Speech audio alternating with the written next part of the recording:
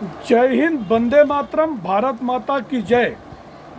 राष्ट्रवाद की बात प्रहार के साथ आप सभी का हार्दिक स्वागत है। दोस्तों, देखते ही देखते मुंबई में एक और कोऑपरेटिव बैंक दिवालिया हो गया। एक कोऑपरेटिव बैंक जो कि अब तक 38 कोऑपरेटिव बैंक उठे हैं और एक तो उठा था वीर सेवा बैंक, जिसमें हमारे भी पैसे डूब गए थे। और अभी पिछली बार पीएमसी बैंक उठी थी, तो उसमें ये जो बैंकों के निदेशक होते हैं, डायरेक्टर, और जो उसके चेयरमैन होते हैं, किसी भी व्यक्ति को आप लोन दे रहे हो और जरूरतमंद आपके यहाँ डॉक्यूमेंट लेके घूम रहा है, उसको आप लोन नहीं देते हो। मेरे देश में जैसे एक बार यूपीए सरकार में पूरा कोलैप्स हो गया था और एनपीए की संख्या इतनी बढ़ गई, और उसका रीजन ये हुआ विजय माल्या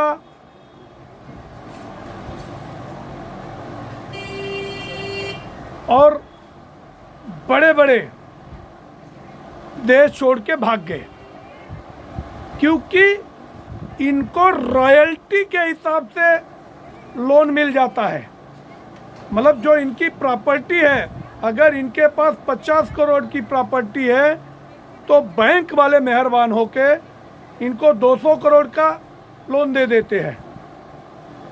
मेहुल चौकसी, उसके बाद अभी ये दोनों रंधावन ब्रदर, राकेश बांधवन अभी भी जेल में है,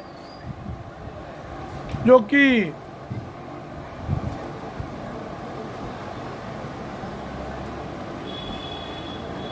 बिल्डर है।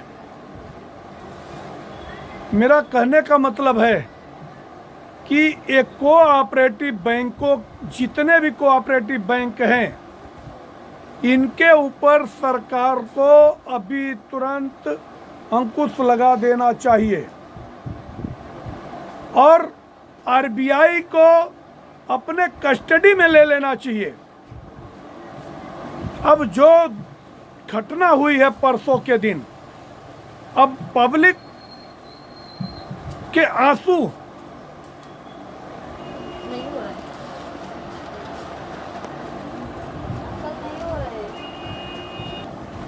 अब पब्लिक के आंखों में जो आंसू हैं, उनके आंसुओं को कौन पोंछेगा? क्योंकि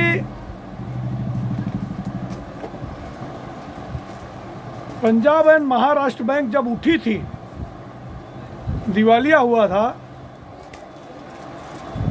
यही जोगेश्वरी में 2019 के चुनाव के टाइम का दौर था। बेचारे रो रो के बुरा हाल था। ठीक है, सरकार ने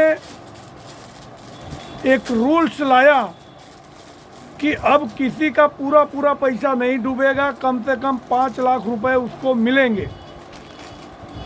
कांग्रेस सरकार ने तो ऐसा नियम रखा था कि पूरा ही डूब जाए, मगर जिसके 20 लाख 25 लाख रुपए हों और जो अपना हार्ड इनकम कमा के वहां पे रखा हो, और अब शादियों का सीजन है, अब रमजान महीना आ रहा अगले महीने में। कल बुजुर्ग दंपति ऐसा रो रहे थे बेचारे कि रमजान में मैं क्या करूंगा। अब जिसकी बेटियों की शादी है, अब अगर 6 महीने तक बैंक को अपने कस्टडी में ले लिया आरबीआई ने, और एसबीआई के पूर्व निदेशक को श्रीकांत जी को अपॉइंट किया है सलाहकार के रूप में, और एक बोर्ड भी गठित किया है। इवन कल से ही लोगों की लंबी लंबी कतारें, अब मुंबई में 27 ब्रांचें हैं और ये 57 साल पुराना बैंक है, न्यू इंडिया कोऑपरेटिव बैंक। 1965-66 में इसका गठन हुआ था। हाँ, एक काम जरूर हुआ है कि देवेंद्र फडणवीस जी ने कहा कि एक्शन होगा, और आज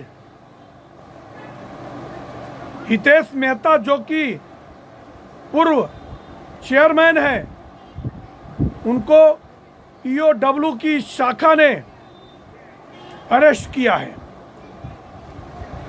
जैसे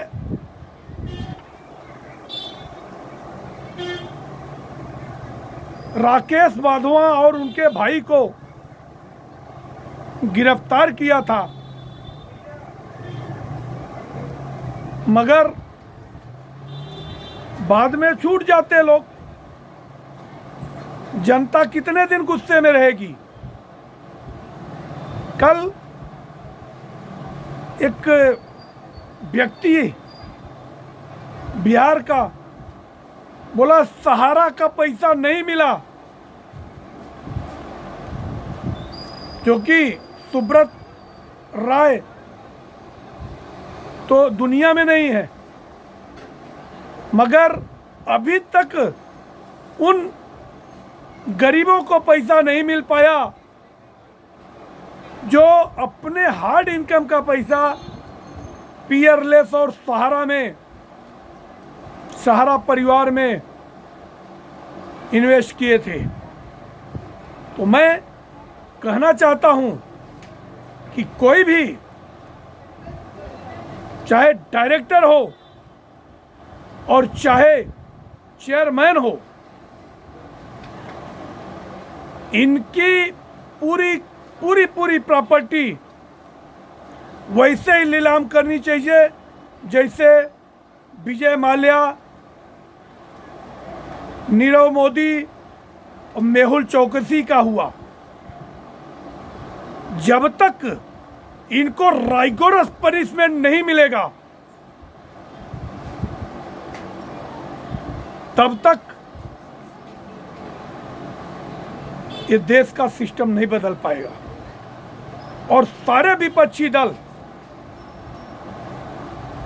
जिसकी इसमें कारगुजारी है, इन कारगुजारियों वालों से मिले हुए लोग अब एक आम आदमी को, एक पदपेटी वाले और एक कोऑपरेटिव बैंक वाले बिल्कुल लोन नहीं देते हैं। ये लोन किसको देते हैं? कोई बिल्डर को देते हैं, किसी डेवलपर को देते हैं, चीटरों को देते हैं। क्यों? कि इनको कमीशन खाने को मिलता है। एक आम आदमी तो इनको 15% 20% कमीशन देगा नहीं। अब जो हितेश मेहता पकड़े गए हैं, 122 करोड़ का गबन किया है। मैं तो कहता हूं उसके साथ उसके पूरे फैमिली को अरेस्ट करना चाहिए और उसकी पूरी प्रॉपर्टी ईडी और सीबीआई के माध्यम से यहाँ और विदेशों में जहाँ भी हो इन्वेस्टमेंट किया है, सारी प्रॉपर्टी, और अगर वो कोई बेनामी संपत्ति बनाया है तो बेनामी संपत्ति भी उसकी इंक्वायरी होनी चाहिए। और ये जो बेचारे गरीब जनता जिसको अभी 6 महीने तक पैसे नहीं मिलने की बात हो रही है, इनको सरकार से अपील है कि कोई जल्द राहत मिलना चाहिए, क्योंकि सामने शादियों का सीजन आ रहा है और बेचारे अब किसी का ईएमआई है, वो सारे ईएमआई वो कहाँ से पे कर पाएंगे।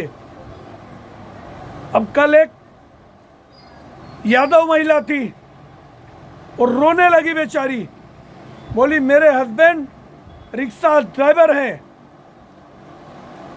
थाना की है, और मुश्किल से हार्ड अर्निंग करके एक एक पाई पाई बचा के हमने 2 लाख रुपए इसमें रखा था। तो सरकार से मेरी अपील है कि ऐसे छोटे लोगों को एक जल्दी राहत मिले, ऐसी कोई योजना आपके माध्यम से आनी चाहिए। और मेरी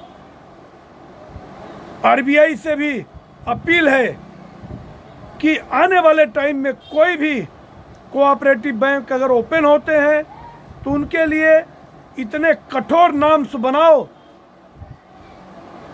कि जैसे ये देश में दिवालियापन होने वाला कानून बने और दिवालिया होने वाला काम बंद हो, लोगों को न्याय मिले। अब इस पे और ज़्यादा जैसे अपडेट आएगी मैं इस पे दूसरा वीडियो भी बनाऊंगा। और मैं सभी